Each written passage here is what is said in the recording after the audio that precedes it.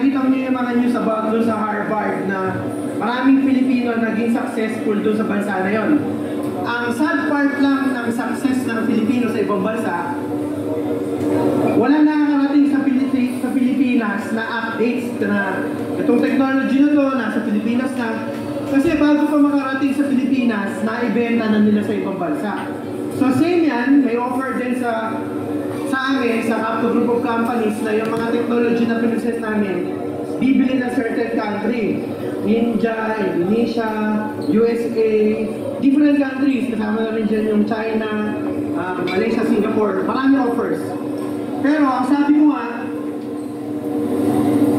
lang sa kanila, you can download the blueprint of my inventions in calrigger.net website or in www.fb.com Calrigger Core for free. Walang bayad.